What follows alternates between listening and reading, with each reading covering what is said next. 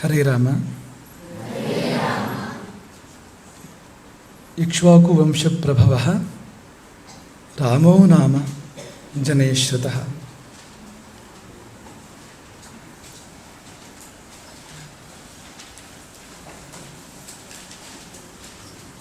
ಜನರು ಆತನನ್ನು ರಾಮನೆಂದು ಕೇಳಿದ್ದಾರೆ. ಇಕ್ಷ್ವಾಕು ವಂಶದಲ್ಲಿ ಹುಟ್ಟಿದ ಆತನನ್ನು ಜನರು ರಾಮನೆಂದು ಕೇಳಿದ್ದಾರೆ. ರಾಮೋ ನಾಮ ಜನೈಶ್ರುತಃ. ಆತನ ಹೆಸರು ರಾಮ. ಎಷ್ಟು ಚೆನ್ನಾಗಿದೆ ಅಲ್ವಾ ಹೆಸರು? ಅಭ್ಯಾಸ ಆಗಿಬಿಟ್ಟಿದೆ, ನಮ್ಗೆ ಗೊತ್ತಾಗ್ತಾ ಇಲ್ಲ.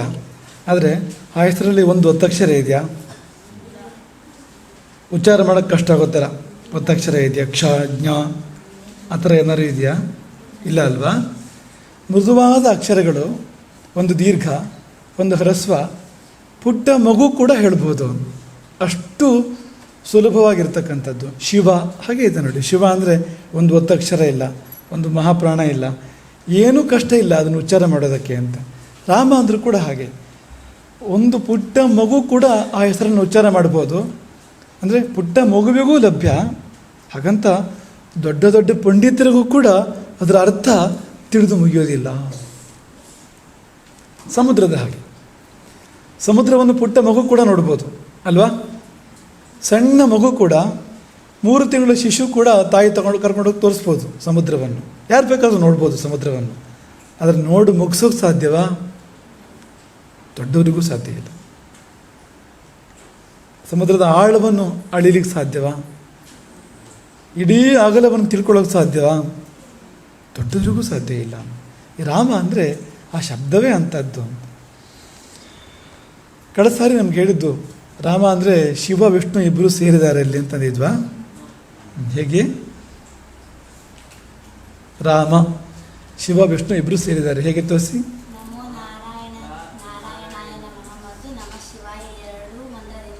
ಹಾಂ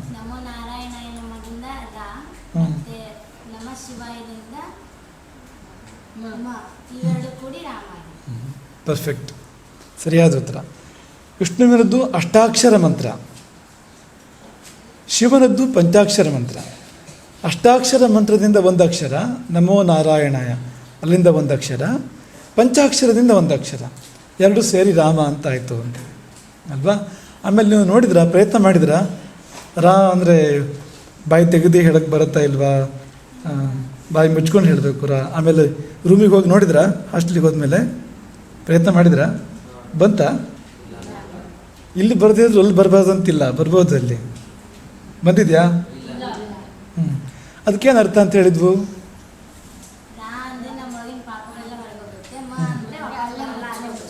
ಹಾಂ, ಪಾಪಗಳನ್ನು ಹೊರದೂಡಿ ಬಾಗಿಲು ಹಾಕಿ ಬೀಗ ಹಾಕಿಬಿಡೋದು ಅಂತ, ಮತ್ತೆ ಬರದೇ ಇರೋ ಹಾಗೆ. ಮನೆ ಒಳಗೆ ಸೇರಿದ ಕಳ್ಳರನ್ನು, ಕೆಡಕರನ್ನು ಹೊರಕ್ಕೆ ನೂಕಿ ಬಾಗಿಲು ಹಾಕಿದ ಹಾಗೆ, ಚಿಲ್ಕ ಹಾಕಿದ ಹಾಗೆ ಅಂತ. ರಾಮ ಅನ್ಬೇಕಾದ್ರೆ ಬಾಯಿ ಮುಚ್ಚಿಕೊಂಡು ಹೊರಗಿಂದ ಯಾವ ಪಾಪವು ಒಳಗೆ ಬರದೇ ಇರುವಂತೆ ತಡೀತದೆ ನೋಡಿ ಅಂತ. ಹಾಗಾಗಿ ರಾಮ ಎಂದರೆ ಅಷ್ಟೊಳ್ಳೆ ಅರ್ಥ ಇದೆ. ನಿಜವಾಗಿ ರಾಮ ಶಬ್ದ ರಮು ಕ್ರೀಡಾಯಾಮ್ ಎಂಬ ಧಾತುವಿಂದ ಹುಟ್ಟಿದೆ. ರಮು ಕ್ರೀಡಾಯಾಮ್, ರಮು ಧಾತು, ಆ ಧಾತುವಿಂದ ರಾಮ ಶಬ್ದ ಬಂದಿರುವಂಥದ್ದು. ಈ ರಮು ಧಾತುವಿಗೆ ಕ್ರೀಡೆ ಅಂತ ಅರ್ಥ, ಅದಕ್ಕೆ ಕ್ರೀಡೆ ಅಂತ. ರಾಮ ಅಂದರೆ ಕ್ರೀಡಿಸುವವನು. ಖೇಲತಿ ಮಮ ಹೃದಯೇ, ನೆನಪಿದೆಯಾ? ರಾಮ ಖೇಲತಿ ಮಮ ಹೃದಯೇ. ಖೇಲತಿ ಅಂತ ಯಾಕಂದ್ರು ಅಂದರೆ ರಾಮ ಅಂದರೆ ಕ್ರೀಡಿಸ್ತಾನೆ, ಆಟವಾಡ್ತಾನೆ. ಏನಪ್ಪ ಆಟ ಅಂದರೆ, ರಾಮಾಯಣ ಇದೆಯಲ್ಲ, ಇಡೀ ಒಂದು ಆಟ ಆಡಿದ್ದವನು. ಅಯೋಧ್ಯೆಯಿಂದ ಲಂಕೆಯವರೆಗೆ, ಲಂಕೆಯಿಂದ ಅಯೋಧ್ಯೆಯವರೆಗೆ, ಅಯೋಧ್ಯೆಯಿಂದ ಆಚೆ ತಕ್ಷಶಿಲೆಯವರೆಗೆ. ಗೊತ್ತಾ ನಿಮಗದು?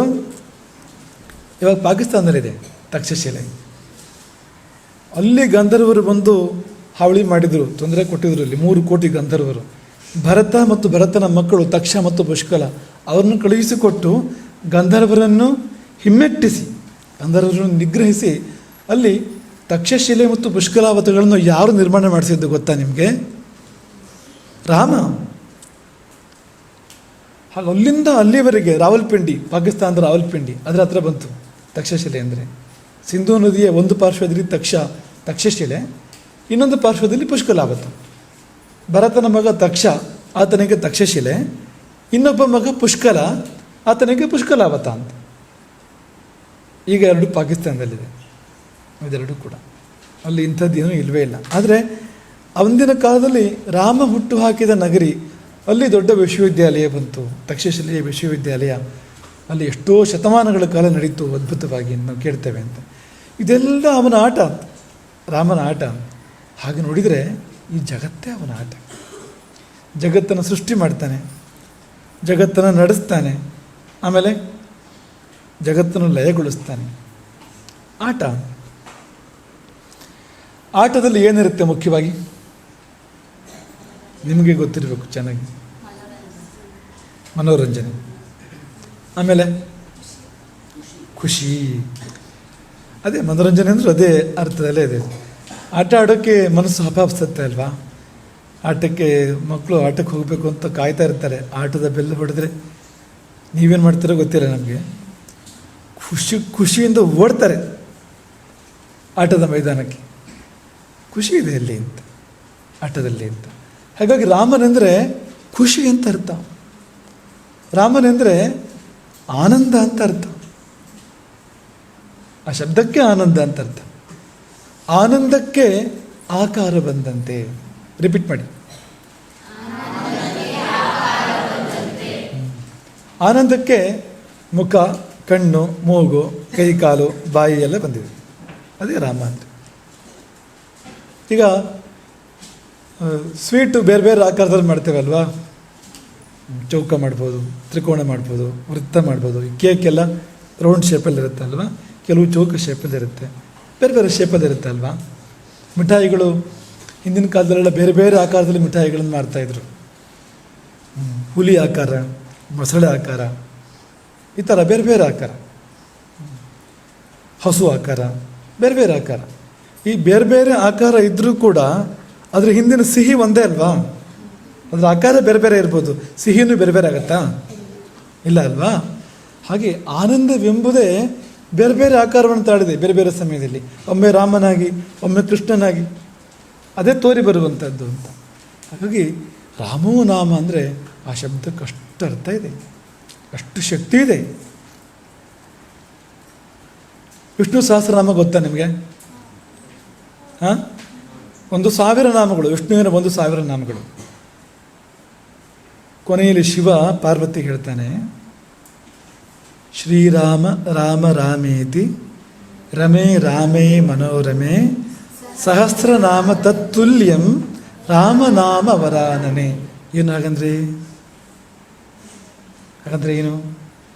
ಶ್ರೀರಾಮ ರಾಮ ರಾಮೇತಿ ರಮೇ ರಾಮೇ ಮನೋರಮೆ, ಅದು ಸಂಬೋಧನೆ. ಶಿವ ಪಾರ್ವತಿಯನ್ನು ಕರಿತಾ ಇರೋದು ರಮೇ ರಾಮೇ ಮನೋರಮೆ, ಅವಳನ್ನು ಕರೆದಿದ್ದು ಶಿವ ಪಾರ್ವತಿಯನ್ನು. ಶ್ರೀರಾಮ ರಾಮ ರಾಮೇತಿ ಅದು ಏನಂತೆ ಅಂದರೆ ಸಹಸ್ರನಾಮ ತತ್ತುಲ್ಯಂ. ತುಲ್ಯಂ ಅಂದರೆ ಗೊತ್ತಾ ನಿಮಗೆ?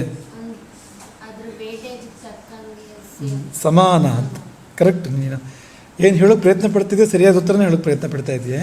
ತುಲ ಅಂದರೆ ತಕ್ಕಡಿ, ತುಲ್ಯ ಅಂದರೆ ತೂಗಿದ್ರೆ ಒಂದೇ ರೀತಿ, ಒಂದೇ ಪ್ರಮಾಣ ಅಂತ ನೆನ್ಪಿಟ್ಕೊಳ್ಳಿ. ತುಲಾ ಅಂದರೆ ತಕ್ಕಡಿ, ತುಲ್ಯ ಅಂದರೆ ತೂಗಿದಾಗ ಒಂದೇ ಬರಬೇಕು, ಹೆಚ್ಚು ಕಡಿಮೆ ಬರಬಾರ್ದು. ಸಹಸ್ರನಾಮ ತತ್ತುಲ್ಯಂ ರಾಮನಾಮ ವರಾನನೆ ಅಂದ್ರೇನು ಗೊತ್ತಾ? 1000 ನಾಮಗಳಿಗೆ, ವಿಷ್ಣುವಿನ 1000 ನಾಮಗಳಿಗೆ ರಾಮನ ಒಂದು ನಾಮ ಸಮಾನ. ತಕ್ಕಡಿಯಲ್ಲಿ ಒಂದು ಕಡೆ ವಿಷ್ಣುವಿನ 1000 ನಾಮಗಳು, ಇನ್ನೊಂದು ಕಡೆ ರಾಮ ಅಂತ ಒಂದೇ ನಾಮ. 1000 ನಾಮಕ್ಕೆ ಒಂದು ನಾಮ ಸಮಾನ ಅಂದರೆ ಎಷ್ಟು ಶಕ್ತಿ ಇರಬೇಕಲ್ವಾ ಆ ನಾಮದಲ್ಲಿ. ಶಿವ ಹೇಳಿದ್ದು, ಮತ್ತು ಬೇರೆ ಯಾರು ಹೇಳಿದ್ದಲ್ಲ, ಇದು ಸಾಕ್ಷಾತ್ ಪರಮೇಶ್ವರ ಹೇಳಿದ್ದು. ಎಷ್ಟು ಪವರ್ ಇರಬೇಕು ಅದರಲ್ಲಿ. ವಿಷ್ಣು ಸಹಸ್ರನಾಮಕ್ಕೆ ತುಂಬ ಶಕ್ತಿ ಇದೆ, ಅಸಾಧ್ಯವಾದ್ದೇ ಇಲ್ಲ, ಅದಕ್ಕೆ ಅಷ್ಟು ಶಕ್ತಿ ಇದೆ. ಆದರೆ ಅಷ್ಟನ್ನು ತನ್ನೊಳಗೆ ಇಟ್ಕೊಂಡಿದೆ ಅದು ರಾಮ ಎಂಬ ಒಂದು ನಾಮ ಅಂತ. ಹಾಗಾಗಿ ನೀವು ಒಂದು ಸಾರಿ ರಾಮ ಅಂದರೆ ವಿಷ್ಣು ಸಹಸ್ರನಾಮ ಹೇಳಿದಂತೆ ಆಯಿತು ಅಂತ. ಅದ್ಭುತ ಅಲ್ವಾ? ಈಗ ಕ್ಯಾಪ್ಸೂಲ್ಸ್ ಇರುತ್ತಲ್ಲ, ಕ್ಯಾಪ್ಸೂಲ್ಸ್ ಗೊತ್ತಲ್ಲ ನಿಮಗೆ?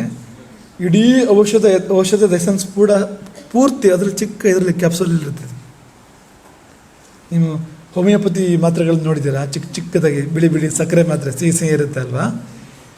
ಇಡೀ ದೊಡ್ಡ ಔಷಧದ ಎಸೆನ್ಸ್ ಚಿಕ್ಕ ಮಾತ್ರದಲ್ಲಿರುತ್ತೆ ಅಂತ. ಹಾಗೆ ಅಂತ ಇಡೀ ವಿಷ್ಣು ಸಹಸ್ರನಾಮನ ಕ್ಯಾಪ್ಸೂಲ್ ಮಾಡಿದರೆ ಹೇಳಿ, ಹಾಂ, ರಾಮ ಅಂತ ಆಯ್ತದು. ವಿಷ್ಣು ಸಹಸ್ರನಾಮದ ಕ್ಯಾಪ್ಸೂಲ್ ಅದು. ಹಾಗಾಗಿ ಇಟ್ಕೊಳ್ಳಿ ಮನಸ್ಸಲ್ಲಿ ಇದನ್ನ. ರಾಮ ಅಂತಂದರೆ ಸರ್ವ ಪಾಪಗಳ ಪರಿಹಾರ, ಸರ್ವ ಕಷ್ಟಗಳ ಪರಿಹಾರ. ರಾಮ ಅಂದರೆ ಜೀವದ ಉದ್ಧಾರ. ಅದು ಅವನ ಹೆಸರು, ರಾಮನ ಹೆಸರು ಅದು. ಅದೇ ರಾವಣ ಅಂದರೆ, ರಾವಣ ಅಂದರೆ ಏನು? ಅಳಿಸುವವನು, ಅಳುವಂತೆ ಮಾಡುವವನು, ಕೂಗುವಂತೆ ಮಾಡುವವನು, ಕೂಗ್ಕೊಳ್ಳೋ ಹಾಗೆ ಮಾಡೋವನು ಅನ್ನೋ ಅರ್ಥ ಇದೆ ಅದಕ್ಕೆ. ಚೆನ್ನಾಗಿದೆ ಅರ್ಥ. ಹಾಂ, ಇಟ್ಕೋಬೋದ ರಾವಣ ಅಂತ? ರಾಮ ಅಂದರೆ ನಗು, ಆನಂದ, ಖುಷಿ, ಕ್ರೀಡೆ. ರಾವಣ ಅಂದರೆ ಅದು ರೋದನ ಅಂತ, ರೋಧಿಸುವಂತೆ ಮಾಡುವವನು. ತಾನೂ ರೋಧಿಸುವವನು, ಜಗತ್ತೇ ರೋಧಿಸುವಂತೆ ಮಾಡುವವನು, 3 ಲೋಕವೂ ಕೂಡ ಅಳುವಂತೆ ಮಾಡುವವನು. ಇದು ಕೀರ್ತಿಯ, ಹೆಮ್ಮೆಯ ಇದು? ಹಾಂ, ಹಾಗಾಗಿ ರಾಮ ಅಂದರೆ ಅಷ್ಟು ಚೆಂದ ಆ ಶಬ್ದ ಅಂತ. ಶೂರ್ಪಣಖ ಅಂದರೆ ಶೂರ್ಪ ಅಂದರೆ ಮರ, ಮರ ಗೊತ್ತಲ್ವಾ, ಕೇರ್ತಾರಲ್ಲ ಮರ, ಹಾಗಿದೆ ಉಗುರು ಅವಳಿದ್ದು ಅಂತ. ನಖ ಅಂದರೆ ಉಗುರು, ಹಾಗಿತ್ತು ಉಗುರು ಅವಳಿದ್ದು ಅಂತ. ಮರದ ಥರ ಉಗುರು ಮರದ ಸೈಜ್ ಇದ್ದರೆ ಆಕೆ ಯಾವ ಸೈಜ್ ಇರ್ಬೋದು ಯೋಚನೆ ಮಾಡಿ. ಅದು ರಾಮ ಅಂದರೆ ತುಂಬ ಸುಂದರವಾಗಿರ್ತಕ್ಕಂಥ ಶಬ್ದ ಅದು ಅಂತ. ರಾಮೋ ನಾಮ ಜನೈಶ್ರುತಃ, ಜನಗಳು ಆತನನ್ನು ರಾಮನೆಂದು ಕೇಳಿದ್ದಾರೆ. ಎಷ್ಟು ಜನಗಳು ಕೇಳಿದ್ದಾರೆ ರಾಮನೆಂದು? ಎಷ್ಟು ಕಿವಿಗಳು ರಾಮ ಶಬ್ದವನ್ನು ಕೇಳಬೇಕು ಊಹೆ ಮಾಡ್ತೀರ ನೀವು? ಇನ್ನು ಯಾವ ಶಬ್ದವನ್ನು ಕೇಳಿಲ್ಲ. ರಾಮ ಶಬ್ದವನ್ನು ಎಷ್ಟು ಜನ ಕೇಳಿದಾರೋ ಯಾವ ಶಬ್ದವನ್ನು, ಬೇರೆ ಯಾವ ಶಬ್ದವನ್ನು ಅಷ್ಟು ಜನ ಕೇಳಿಲ್ಲ. ಜನೈಶ್ರುತಃ. ರಾಮ ಯಾವ ಯುಗದವನು? ಇದು ಯಾವ ಯುಗ? ಮತ್ತು ಈಗಲೂ ರಾಮ ರಾಮ ಅಂತ ಹೇಳ್ತಾ ಇದ್ದೀವಲ್ಲ ನಾವು. ಅಲ್ಲಿಂದ ಇಲ್ಲಿಗೆ ಎಷ್ಟು ಜನ ಆಗೋಗಿದ್ದಾರೆ? 12 ಲಕ್ಷ ವರ್ಷ. ಎಷ್ಟು ಜನ ಆಗೋಗಿದ್ದಾರೆ ಅಲ್ಲಿಂದ ಇಲ್ಲಿಗೆ? ಅವರೆಲ್ಲ ಕೇಳಿದಾರಲ್ವ ರಾಮನ ಶಬ್ದವನ್ನು? ನಿಮ್ಮ ತಂದೆ ತಾತ ಮುತ್ತಾತ ಎಲ್ಲ ಕೇಳಿಲ್ವ ರಾಮ ಶಬ್ದವನ್ನು? ಎಷ್ಟಾಯಿತು ಒಟ್ಟು? ಅಷ್ಟು ಬೇರೆ ಯಾವ ಶಬ್ದವೂ ಕೂಡ ಇಷ್ಟು ಜನರ ಕಿವಿಯಲ್ಲಿಲ್ಲ. ಅಷ್ಟು ಜನರ ಕಿವಿಯಲ್ಲಿ ವಿಲಾಸವಾಡಿದ ಶಬ್ದ ಅದು ರಾಮ ಶಬ್ದ. ಇಡೀ ಅಂದರೆ ಭೂಮಂಡಲದಲ್ಲೆಲ್ಲ ಆ ಶಬ್ದ ಹರಡಿತ್ತು. ಕಾಲ ಬದಲಾದ ಮೇಲೆ ಇಡೀ ಭರತಖಂಡ, ಭಾರತ ವರ್ಷ, ಇವತ್ತಿನ ಪಾಕಿಸ್ತಾನ, ಶ್ರೀಲಂಕಾ, ಬಾಂಗ್ಲಾ, ಬರ್ಮಾ, ಕಾಂಬೋಡಿಯಾ ಅಥವಾ ಥೈಲ್ಯಾಂಡ್, ಇಂಡೋನೇಷ್ಯಾ ಎಲ್ಲ ಸೇರಿದೆ ಅದರಲ್ಲಿ. ಈ ಎಲ್ಲ ಜನಗಳು ನಿರಂತರವಾಗಿ ಹೇಳ್ತಾ ಇದ್ದ ಶಬ್ದ. ಒಂದು ಸರ್ತಿ ಏನೋ ನೋವಾದರೆ ರಾಮ ಅಂತ ಕರೆಯೋರು ಅಂತ, ದುಃಖ ಆದರೆ ರಾಮ ಅಂತ ಕರೆಯೋರು ಅಂತ, ಎದ್ದು ಕೂಡಲೇ ರಾಮ ಅಂತ ಅನ್ನೋರು, ಮಲಗುವಾಗ ರಾಮ ಅನ್ನೋರು, ಊಟ ಮಾಡುವಾಗ ರಾಮ ಅನ್ನೋರು, ತಮ್ಮ ಮಕ್ಕಳಿಗೆ ರಾಮ ಅಂತ ಹೆಸರಿಡೋರು, ತಮ್ಮ ಊರಿಗೆ ರಾಮ ಅಂತ ಹೆಸರು, ರಾಮಪುರ ಅಂತ, ರಾಮಗಿರಿ ಅಂತ ಬೆಟ್ಟಕ್ಕೆ ರಾಮ ಅಂತ ಹೆಸರಿಡೋದು, ರಾಮಗಂಗಾ ನದಿಗೆ ರಾಮನ ಹೆಸರಿಡೋದು. ಎಷ್ಟು ಪಾಪ್ಯುಲರ್ ನೋಡಿ ರಾಮ ಅಂದರೆ ಅಲ್ವಾ?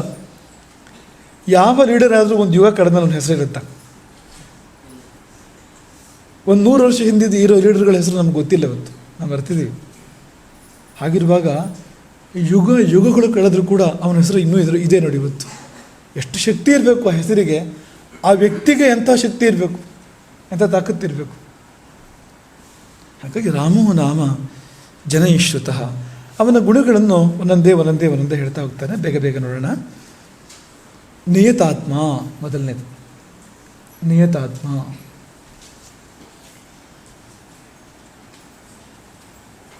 ನಿಯತಾತ್ಮ ಅಂದರೆ ನಿಯಮಕ್ಕೆ ಒಳಪಟ್ಟು ನಡೆಯುವವನು ಅಂತ. ಡಿಸಿಪ್ಲಿನ್ಡ್. ರಾಮನೆಂದರೆ ಅವನು ಹೇಗೋ ಇರೋನು ನಡ್ಕೊಳ್ಳೋನು ಅಲ್ಲ. ಒಂದು ಚೌಕಟ್ಟಿದೆ ಅವನಿಗೆ, ಅದರೊಳಗೆ ಅವನ ವ್ಯವಹಾರಗಳು. ಧರ್ಮ ನಿಯಮಗಳನ್ನು ಮೀರಿ ನಡೆಯುವವನಲ್ಲ. ಆತ್ಮ ಅಂದರೆ ಒಳಗೆ ಬೆಳಗುವ ಬೆಳಕು. ಮನಸ್ಸಿಗೂ ಆತ್ಮ ಅನ್ನೋ ಹೆಸರಿದೆ. ನಮ್ಮ ಕಣ್ಣು, ಕಿವಿ, ಮೂಗು, ಇಂದ್ರಿಯಗಳಿಗೂ ಆತ್ಮ ಅನ್ನೋ ಶಬ್ದವನ್ನು ಬಳಸ್ತಾರೆ. ದೇಹಕ್ಕೂ ಆತ್ಮ ಅನ್ನೋ ಶಬ್ದವನ್ನು ಬಳಸ್ತಾರೆ. ಇವೆಲ್ಲವೂ ನಿಯಮಕ್ಕೆ ಒಳಪಟ್ಟು ನಡೆಯುತ್ತೆ. ಅದು ರಾಮ. ರಾಮನ ಮೊದಲನೇ ಪರಿಚಯ, ಅವನೆಂದೂ ನಿಯಮಗಳನ್ನು ಮೀರುವವನಲ್ಲ. ಮತ್ತು ನಾವು ಹೇಗಿರಬೇಕು? ಕೆಲವರು ಇದ್ದಾರೆ, ಅವ್ರ ಸಿದ್ಧಾಂತ ಏನು ಅಂದರೆ ನಿಯಮಗಳು ಇರುವುದೇ ಮುರಿಯುವುದಕ್ಕಾಗಿ. ನಾವು ಅದಕ್ಕೆ ಸೇರಬೇಕಾ? ಆ ವರ್ಗಕ್ಕೆ ಸೇರಬೇಕಾ? ರೂಲ್ಸ್ ಇರೋದೇ ಬ್ರೇಕ್ ಮಾಡೋದಕ್ಕೆ ಅಂತ. ಹಾಗೆ ಕೆಲವರು ಇರ್ತಾರೆ. ಹಾಗಿರ್ಬೇಕಾ ನಾವು? ರೂಲ್ ಬ್ರೇಕರ್ಸ್ ಆಗಬೇಕಾ ನಾವು? ಕಾನೂನು ಭಂಗ ಮಾಡೋರು ಆ ಥರ ಆಗಬೇಕಾ ನಾವು? ರಾಮ ಹೇಗಿದ್ದ ನೋಡಿ. ನಿಯತಾತ್ಮ ಅಂದರೆ ಅವನೇ ರಾಜ, ಅವನೇ ದೇವರು. ಅವನು ಹೇಗಿದ್ರು ಕೇಳೋರು. ಆದರೆ ಎಂದೂ ಅವನು ನಿಯಮಗಳನ್ನು ಅತಿಕ್ರಮಿಸಿರಲಿಲ್ಲ. ಚೌಕಟ್ಟಿನೊಳಗಿದೆ ಅವನ ಬದುಕು, ಅದರ ಹೊರಗಡೆ ಇಲ್ಲ. ಡೂಸ್ ಆ್ಯಂಡ್ ಡೋಂಟ್ಸ್, ಮಾಡಬೇಕಾದುದು ಮತ್ತು ಮಾಡಬಾರದುದು ಅವನಿಗೆ ಸ್ಪಷ್ಟ ಇದೆ. ಮಾಡಬೇಕಾದುದನ್ನು ಮಾಡಿಯೇ ತಿರ್ತಾನೆ, ಮಾಡಬಾರದುದನ್ನು ಎಂದೂ ಮಾಡುವುದಿಲ್ಲ. ಮಕ್ಕಳೇ, ನಮ್ಮದೊಂದು ಗಾದೆ ಇದೆ, ನೆನಪಿಟ್ಕೊಳ್ಳಿ. ಗಾದೆ ಚೆನ್ನಾಗಿದೆ ಅದು.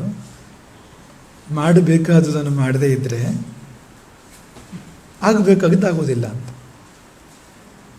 ಮಾಡಬೇಕಾದುದನ್ನು ಮಾಡದೇ ಇದ್ದರೆ ಆಗ ಬೇಕಾದ ಒಳ್ಳೆಯದಾಗೋದಿಲ್ಲ. ಮಾಡಬಾರದುದನ್ನು ಮಾಡಿದರೆ ಆಗ ಬಾರದ್ದಾಗ್ತದೆ. ಇದು ನಿಮಗೆ ಗುರುಕುಲಕ್ಕೆ ಮಾತ್ರ ಅಲ್ಲ, ಮುಂದೆ ಉಪಯೋಗ ಆಗುವಂಥದ್ದು, ನಿಮ್ಮ ಲೈಫ್ ಲಾಂಗ್ ಉಪಯೋಗ ಆಗುವಂಥದ್ದು.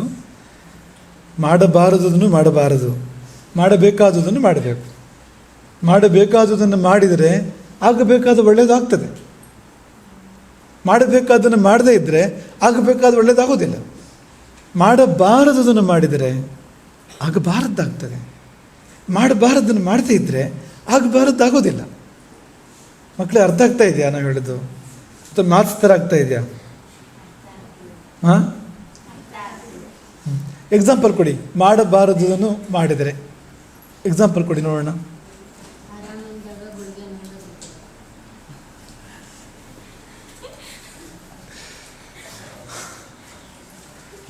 ಆರೋಗ್ಯ ಇಲ್ಲದೆ ಇದ್ದಾಗ, ಕಾಯಿಲೆ ಬಂದಾಗ ಗುಳಿಗೆ ನುಂಗದೇ ಇದ್ರೆ ಅಂತ. ಮಾಡಬೇಕಾದ್ದನ್ನು ಮಾಡದೇ ಇದ್ರೆ ಅಂತ. ಅದು ಕಾಯಿಲೆ ಬಂದಾಗ ಮಾಡಬೇಕಾಗಿದ್ದೆ ಅದು ಗುಳಿಗೆ ನುಂಗಬೇಕು ಅಲ್ವಾ? ಮಾಡದೇ ಇದ್ದರೆ ಆಗಬಾರದ್ದಾಗ್ತದೆ ಅಂತ. ಮಾಡಬಾರದ್ದನ್ನು ಮಾಡಿದರೆ ರಿವರ್ಸ್. ಇಲ್ಲಿ ಕೇಳು, ಸಕ್ಕರೆ ಕಾಯಿಲೆ ಇದೆ, ಮಾಡಬಾರದ್ದು ಯಾವುದು? ಜಿಲೇಬಿ ತಿನ್ನಬಾರ್ದು ಅಲ್ವಾ? ಮಾಡಿದರೆ, ಮಾಡಬಾರದ್ದನ್ನು ಮಾಡಿದರೆ ಆಗಬಾರದ್ದಾಗ್ತದೆ. ಶುಗರ್ ಜಾಸ್ತಿ ಆಗ್ತದೆ. ಶುಗರ್ ಜಾಸ್ತಿ ಆದರೆ ಕಣ್ಣು ಹೋಗ್ಬೋದು, ಕಾಲು ಹೋಗ್ಬೋದು, ಕಿಡ್ನಿ ಹೋಗ್ಬೋದು, ಎಲ್ಲ ಆಗ್ಬೋದು ಅಲ್ವಾ? ಕಳಬಾರ್ದು, ಕೊಲ್ಲಬಾರ್ದು, ಹುಸಿಯ ನುಡಿಯಲೂಬಾರದು, ಕೇಳಿದ ವಚನವನ್ನು ಕಳಬೇಡ, ಕೊಲ್ಲಬೇಡ, ಹುಸಿಯ ನುಡಿಯಲು ಬೇಡ, ಇದೆಲ್ಲ ಮಾಡಬಾರದು ಅಂತ. ಮಾಡಿದರೆ ಆಗಬಾರದ್ದಾಗತ್ತೆ ಅಂತ. ಹಾಗೆ ರಾಮನ ಬದುಕು ಹೇಗಿತ್ತು ಅಂದರೆ, ಮಾಡಬೇಕಾದ್ದನ್ನು ಮಾಡ್ತಾನೆ, ಮಾಡಬಾರದನ್ನು ಮಾಡೋದಿಲ್ಲ ಅಂತ. ರಾವಣ ಅಂದರೆ ಹೇಗೆ? ಮಾಡಬಾರದನ್ನು ಮಾಡ್ತಾನೆ. ಸೀತಾಪಹರಣ ಮಾಡ್ಬೋದಾ? ಮಾಡ್ತಾನೆ. ಋಷಿಗಳನ್ನು ಕೊಂದಿದ್ದಾನೆ, ರಕ್ತ ಕುಡಿದಿದ್ದಾನೆ, ಅವರಿದ್ದು ಋಷಿಗಳ ಮಾಂಸ ತಿಂದಿದ್ದಾನೆ ಅವನು. ಮಾಡ್ಬೋದಾ ಇದನ್ನು? ಮಾಡಬಾರದನ್ನು ಮಾಡಿದ. ಸೀತಾಪಹರಣ ಮಾಡಬಾರದ್ದು, ಅದನ್ನು ಮಾಡಿದ್ರಿಂದ ಆಗಬಾರದ್ದಾಯಿತು. ಲಂಕೆ ಹೊತ್ತಿ ಉರಿಯಿತು, ಅವನ ನಾಶ ಆಯಿತು. ಸಿಂಪಲ್. ಹಾಗಾಗಿ ನಿಯತಾತ್ಮ ಅಂದರೆ ಅದು ಅಂತ. ನಿಯಮಗಳಿಗೆ ಒಳಪಟ್ಟ ಬದುಕು, ಎಲ್ಲವೂ ನಿಯಮಗಳಿಗೆ ಒಳಪಟ್ಟಿದೆ. ಶರೀರ, ಮನಸ್ಸು, ಇಂದ್ರಿಯಗಳು. ಕಣ್ಣು ನೋಡಬಾರದನ್ನು ನೋಡೋದಿಲ್ಲ, ಕೈ ಮಾಡಬಾರದನ್ನು ಮಾಡೋದಿಲ್ಲ, ಕಿವಿ ಕೇಳಬಾರದನ್ನು ಕೇಳೋದಿಲ್ಲ. ಅದು ರಾಮ. ಪ್ರತಿಯೊಂದು ಮಾಡಬೇಕಾದ್ದನ್ನು ಮಾಡುತ್ತೆ. ಹೀಗಿರಬೇಕು ನಮ್ಮ ಜೀವನ ಅಂತ. ಮುಂದಕ್ಕೆ ಮಹಾವೀರ್ಯ ಅಂತ ಅಂದರೆ ಮಹತ್ತಾದ ವೀರತನವುಳ್ಳವನು. ಅವನ ವೀರತ್ವ ಬಲು ದೊಡ್ಡದು. ಶಕ್ತಿ ಅಂತ, ಶಿವಧನುಸ್ಸು ಎತ್ತುವಂಥ ಶಕ್ತಿ ಅದು. ನೀವು ಕೇಳಿದಿರಾ ದುಂದುಭೆಯ ಅಸ್ಥಿಪಂಜರವನ್ನು ಕಾಲು ತುದಿಯಿಂದ ರಾಮ ಚಿಮ್ಮಿದ್ದು ಕೇಳಿದಿರಾ? ದುಂದುಭಿ ಅಂತ ಒಬ್ಬ ರಾಕ್ಷಸ, ಆತನನ್ನು ವಾಲಿ ಕೊಂದಿದ್ದ. ಅವನ ಕಳೆಬರ ಶರೀರ ಅಲ್ಲೇ ಬೆದ್ದಿತ್ತು, ಅಸ್ಥಿಪಂಜರ ಆಗಿತ್ತು. ಆಮೇಲೆ ಎಷ್ಟೋ ಕಾಲಗಳು ಅವನು ಎತ್ತಿ ಇಟ್ಟು ಅಭ್ಯಾಸ ಮಾಡ್ತಾ ಇದ್ದಂತೆ ವಾಲಿ. ಯಕ್ಷಗಾನ ಪದ್ಯದಲ್ಲಿ ಒಂದು ಮೊಳವನ್ನು ಸಾಹಸದಿಂದಲೆತ್ತುವನು ಅಂತ, ಸಾಹಸ ಮಾಡಿ ಒಂದು ಮೊಳ ಎತ್ತುತ್ತಾ ಇದ್ದ ಆ ಅಸ್ಥಿಪಂಜರ. ದೊಡ್ಡ ಬೆಟ್ಟದ ಆಕಾರದ ಅಸ್ಥಿಪಂಜರ ಅದು, ದೊಡ್ಡ ರಾಕ್ಷಸ ದುಂದುಭಿ ಅಂತ. ಅವನ ಅಸ್ಥಿಪಂಜರವನ್ನು ಕಷ್ಟಪಟ್ಟು ವಾಲಿ ಒಂದು ಮೊಳ ಎತ್ತುತ್ತಾ ಇದ್ದ ಅಂತ ಯಕ್ಷಗಾನದಲ್ಲಿದೆ. ಇಲ್ಲೂ ಎತ್ತುತ್ತಾ ಇದ್ದ ಅಂತ ರಾಮಾಯಣದಲ್ಲೂ ಕೂಡ ಇದೆ. ಸುಗ್ರೀವ ರಾಮ ಭೇಟಿಯಾದ್ರಲ್ಲ, ಸುಗ್ರೀವನಿಗೆ ರಾಮ ಅಭಯವನ್ನು ಕೊಟ್ಟ. ಹೆದರಬೇಡ, ನಾನು ವಾಲಿಯನ್ನು ಸಂಹಾರ ಮಾಡ್ತೇನೆ, ಧೈರ್ಯವಾಗಿರು ನೀನು ಅಂತ. ಸುಗ್ರೀವನಿಗೆ ಸಂಶಯ ಏನು, ಆಗುತ್ತೋ ಇಲ್ಲವೋ ರಾಮನ ಕೈಯಲ್ಲಿ. ವಾಲಿ ಅಂದರೆ ಏನು? ಪರ್ವತಗಳನ್ನು ಕಿತ್ತು ಬಿಸಾಡ್ತಾನೆ, ಮರಗಳನ್ನು ಬುಡಮೇಲೆ ಮಾಡ್ತಾನೆ. ರಾಮ ಎದುರಿಸಲು ಸಾಧ್ಯ? ಸಂಶಯ ಸುಗ್ರೀವನಿಗೆ. ಅದಕ್ಕೆ ಅವನನ್ನು ಪರೀಕ್ಷೆ ಮಾಡ್ತಾನೆ.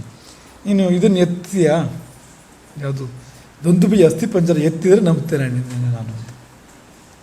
ವಾಲಿ ಒಂದು ವ್ಯಾಯಾಮ ಮಾಡೋದು. ವಾಲಿ ಜಿಮ್ಮಿಗೆ ಹೋಗ್ತಾರಲ್ಲ, ಜಿಮ್ಮಲ್ಲಿ ಮಾಡ್ತಾರಲ್ಲ, ಆ ಥರ ವಾಲಿ ವ್ಯಾಯಾಮ ಮಾಡೋದು. ಅದು ಎತ್ತಿ ಇಟ್ಟು ಮಾಡೋದು ಅದನ್ನ ಅಸ್ಥಿಪಂಜರವನ್ನು. ಎತ್ತಕ್ಕಾಗತ್ತಾ ನಿನ್ನ ಹತ್ರ ಅಂತ ರಾಮನನ್ನು ಸುಗ್ರೀವ ಕೇಳಿದಾಗ ರಾಮ ನಸು ಕೈಯಿಂದ ಎತ್ತಲಿಲ್ವಂತೆ. ಅಸ್ಥಿಪಂಜರ ಅಲ್ವಾ, ಎಲುಬು ಅಲ್ವಾ, ಕೈಯಿಂದ ಮುಟ್ಲಿಲ್ವಂತೆ, ಕಾಲಿಂದ. ಎರಡೂ ಕಾಲಲ್ಲ, ಒಂದೇ ಕಾಲು. ಒಂದೇ ಕಾಲು ಹಿಡಿಯಲ್ಲ, ಅಂಗುಷ್ಟ ಮಾತ್ರ. ಅಂಗುಷ್ಟದಿಂದ ಆ ಅಸ್ಥಿಪಂಜರವನ್ನು ಚಿಮ್ಮಿದರೆ ಅದು 10 ಯೋಜನ ದೂರ ಹೋಗಿ ಬಿತ್ತು. ಹೇಳಿ, ಮಹಾವೀರ್ಯ ಹೌದು ಅಲ್ವೋ? ವಾಲಿ ಕಷ್ಟಪಟ್ಟು ಎತ್ತಾ ಇದ್ದಿದ್ದನ್ನು ಒಂದು ಬೆರಳ ತುದಿಯಿಂದ ಚಿಮ್ಮಿದರೆ 10 ಯೋಜನ ದೂರ ಹೋಗಿ ಬಿತ್ತು ಅಂದರೆ ಹೇಗಿರಬೇಕು ಅವನು? ರಾವಣ ಪ್ರಯೋಗ ಮಾಡಿದ ಶಕ್ತಿ ಆಯುಧ ಲಕ್ಷ್ಮಣನ ಎದೆಯನ್ನು ಹೊಕ್ಕಿ ಭೂಮಿಯನ್ನು ಪ್ರವೇಶ ಮಾಡಿತ್ತು. ಅಂದರೆ ಮಳೆ ಹೊಡೆದಾಗೆ ಭೂಮಿಗೆ, ಆ ಥರ ಆಗಿತ್ತು ಲಕ್ಷ್ಮಣನ ಸ್ಥಿತಿ ಅಂತ.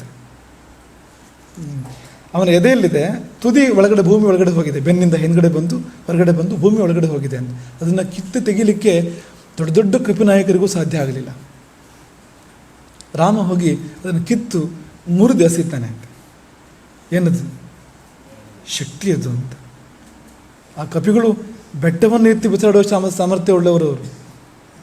ಒಂದು ಕಡೆಯಿಂದ ರಾವಣ ಬಾಣ ಪ್ರಯೋಗ ಮಾಡ್ತಾನೇ ಇರ್ತಾನೆ ರಾಮನ ಮೇಲೆ. ಆ ಸಮಯದಲ್ಲಿ 100 ಬಾಣಗಳು ಬಂದು ಬೀಳ್ತಾನೆ ಇರ್ತವೆ. ಲೆಕ್ಕಿಸದೆ ಲಕ್ಷ್ಮಣನ ಬಳಿ ಹೋಗಿ ಅವನ ಎದೆಯಲ್ಲಿ ಹೋಗಿರ್ತಕ್ಕಂಥ ಶಕ್ತಿ ಆಯುಧವನ್ನು ಒಂದು ಕೈಯಿಂದ ಕಿತ್ತು ಮುರಿದು ಬಿಸಾಡಬೇಕಾದ್ರೆ ಏನು ಶಕ್ತಿ ಅದು? ಮಹಾವೀರ್ಯ, ಅಚಿಂತ್ಯವಾದ ಶಕ್ತಿಯುಳ್ಳವನು, ಕಲ್ಪನೆಗೆ ಮೀರಿದ ವಿಚಿತ್ರವಾದ ಶಕ್ತಿಯುಳ್ಳವನು. ದ್ಯುತಿಮಾನ್ ಅಂದರೆ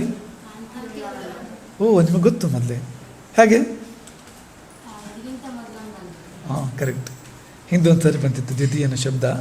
ನಾರದರ ವರ್ಣನೆಯಲ್ಲಿ, ವಾಲ್ಮೀಕಿಗಳ ವರ್ಣನೆಯಲ್ಲಿ ಬಂದಿದೆ ಅದು. ವಾಲ್ಮೀಕಿ 16 ಗುಣ ಹೇಳಿದಾರಲ್ಲ, ಬಂದಿದೆ ಅದು. ಕಾಂತಿ ಉಳ್ಳವನು. ಈಗ ಒಳ್ಳೆ ಬಟ್ಟೆ ಹಾಕ್ಕೊಂಡು ಒಳ್ಳೆ ಮೇಕಪ್ ಮಾಡಿಕೊಂಡ್ರೆ ನಾವು ಕಾಂತಿ ಉಳ್ಳವರು ಅಂತ ಕಾಣ್ತೀವಲ್ವ? ಮತ್ತು ರಾಮನಿಗೆ ಯಾಕೆ ಹೇಳಿರೋದು? ಯಾರು ಬೇಕಾದರೂ ಮೇಕಪ್ ಮಾಡಿಕೊಂಡ್ರೆ ಇವತ್ತಿನ ಕಾಲದಲ್ಲಿ ನೀವು ನೋಡ್ತೀರಿ, ನೀವು ಸಿನಿಮಾಗಳಲ್ಲಿ, ಸೀರಿಯಲ್ಗಳಲ್ಲಿ ಇಷ್ಟಿಷ್ಟು ದಪ್ಪ ಮೇಕಪ್ ಮಾಡ್ಕೊಂಡು ಬರಲ್ವಾ? ಇಂಚುಗಟ್ಟಲೆ ಇರುತ್ತೆ ಮುಖದ ಮೇಲೆ. ಎಲ್ಲಿಂದ ಚರ್ಮ ಶುರುವಾಗುತ್ತೆ ಅಂತಲೇ ಗೊತ್ತಿಲ್ಲ ಒಳಗಡೆ ಹೋಗಿ. ಅಂದರೆ ಅಷ್ಟು ದಪ್ಪ ಮೇಕಪ್ ಮಾಡ್ಕೊಂಡು ಬಂದಿರ್ತಾರಲ್ವ? ಹಾಗೆ ಮಾಡಿಕೊಂಡ್ರೆ ಯಾರು ಬೇಕಾದ್ರೂ ದ್ಯುತಿಮಾನ್, ದ್ಯುತಿಮತಿ ಅನ್ನೋ ಥರ ಕಾಣ್ಬೋದಲ್ವಾ? ಆಮೇಲೆ ಯಾಕೆ ಹೇಳಿ? ನಾವು ನಿಮ್ಮನ್ನು ಕೇಳೋದು. ಹಾಂ, ನಿಜವಾದ ಕಾಂತಿ ಅದು ಅಂತ. ಈ ಮೇಕಪ್ ಮಾಡಿ ಬಂದ ಕಾಂತಿ ಮೇಕಪ್ದು, ಅದು ನಮ್ದಲ್ಲ. ಮೇಕಪ್ ಅನ್ನೋ ಶಬ್ದಕ್ಕರ್ಥನೇ ಇಂಗ್ಲೀಷಲ್ಲಿ ಇರೋದು ಹಾಗೆ ಅದು ಅಂತ. ಮೇಕಪ್ ಅಂದರೆ ಈ ಭರ್ತಿ ಅಂತ, ಕಮ್ಮಿ ಬಿದ್ದಿದ್ದನ್ನು ತುಂಬಿಸೋದು ಅಂತ. ನಮ್ಮಲ್ಲಿ ಕಡಿಮೆ ಆಗಿರೋ ಸೌಂದರ್ಯನ ಅದರ ಮೂಲಕ ತರೋದು ಅಂತ. ಅದೇ ಈಗ ಒಳ್ಳೆ ಬಟ್ಟೆ ಹಾಕ್ಕೊಂಡು ಚೆಂದ ಕಾಣ್ತೀವಿ ಅಂದರೆ ಆ ಚೆಂದ ಬಟ್ಟೆಗೆ ಸೇರಿದ್ದು ಹೊರತು ನಮ್ದಲ್ಲ ಅದು. ಬಟ್ಟೆ ತೆಗೆದು ಹ್ಯಾಂಗರಿಗೆ ಹಾಕಿದರೆ ಈ ನಮ್ಮ ಬ್ಯೂಟಿ ಅಲ್ಲಿದೆ ಅಂತ ಅರ್ಥನ? ಹ್ಯಾಂಗರಲ್ಲಿದೆ ಅಂತ ಅರ್ಥನ? ಹೇಳಿ. ಇದೆಲ್ಲ ಕೃತ್ರಿಮ, ಆರ್ಟಿಫಿಷಿಯಲ್. ರಾಮನದ್ದು ನ್ಯಾಚುರಲ್, ಸಹಜ. ಅದನ್ನು ನೇಚರ್, ಅದು ಇರೋದೇ ಹಾಗೆ ಅಂತ. ಅದು ಆತ್ಮಕಾಂತಿ, ಅವನ ಆತ್ಮದ ಕಾಂತಿ ಅದು. ಅದೇ ಆತ್ಮ ನಮ್ಮೆಲ್ಲರೊಳಗೂ ಇದೆ. ಆದರೆ ಕಸ ಕಟ್ಟಿದೆ, ಪಾಚಿ ಕಟ್ಟಿದೆ. ನಮ್ಮೊಳಗೂ ಅದೇ ಸೂರ್ಯನಿದ್ದಾನೆ, ಗ್ರಹಣ ಹಿಡಿದಿದೆ. ಆದರೆ ರಾಮನಲ್ಲಿ ಪಾಪಗಳಿಲ್ಲ, ದೋಷಗಳಿಲ್ಲ. ಆ ಪಾಪಗಳು, ದೋಷಗಳು ಒಳಗಿಲ್ಲದೆ ಇದ್ದರೆ ಆ ಕಾಂತಿ, ಒಳಗಿನ ಆತ್ಮಕಾಂತಿ ಹೊರಗೆ ಬರ್ತದೆ ತಾನಾಗಿ ಅಂತ. ಅಂಥ ಕಾಂತಿ ಅದು ಅಂತ. ಹಾಗಾಗಿ ದ್ಯುತಿಮಾನ್ ಎಷ್ಟು ಚೆನ್ನಾಗಿರುತ್ತಲ್ವ ನೋಡಿ. ಮೇಕಪ್ ಮಾಡ್ಕೊಳ್ದೇ ಚೆನ್ನಾಗಿ ಕಾಣೋದು ಅಂದರೆ ಹೇಗಿರುತ್ತೆ ಹೇಳಿ ಅಲ್ವಾ? ಕಾಳಿದಾಸ ಹೇಳ್ತಾನೆ, ರಾಮ ವನವಾಸ ಮುಗಿಸಿ ನಾಡಿಗೆ ಬಂದ ಮೇಲೆ ಅವನಿಗೆ ಅಲಂಕಾರ ಮಾಡಿದ್ರಂತೆ. ಮತ್ತೆ ಆ ಜಟೆ ಕಟ್ಟಿದ್ದಲ್ವಾ, ಅದೆಲ್ಲ ಮತ್ತೆ ಅದನ್ನೆಲ್ಲ ಪ್ರತಿಕರ್ಮ ಅಂತ ಹೇಳ್ತಾರೆ. ಪೂರ್ತಿ ಆ ಪೀತಾಂಬರ, ಆ ಆಭರಣಗಳು, ಕಿರೀಟ, ಕೇಯೂರ, ಕುಂಡಲ ಎಲ್ಲ ಇಟ್ಟು ಹೇಗೆ ಕಂಡ ರಾಮ? ಸರ್ವಾಭರಣ ಭೂಷಿತ, ಸರ್ವಾಲಂಕಾರ ಭೂಷಿತ, ಪೀತಾಂಬರಧಾರಿ. ಚಂದ ಕಂಡಿರ್ಬೋದಲ್ವಾ? ಚಂದ ಕಂಡಿರ್ಬೋದಲ್ವಾ? ಇಲ್ವಾ? ಚಂದ ಕಂಡಿಲ್ವ ರಾಮ?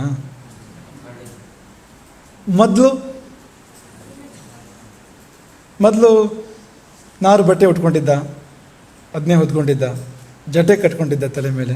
ಅದು ಚಂದ ಕಾಣ್ತಾ ಇದ್ನೋ ಇಲ್ವೋ? ಅದಕ್ಕೆ ಕಾಳಿದಾಸ ಹೇಳ್ತಾನೆ, ಪುನರುಕ್ತಿ ಆಗ್ಬಿಡ್ತು ಅಂತ.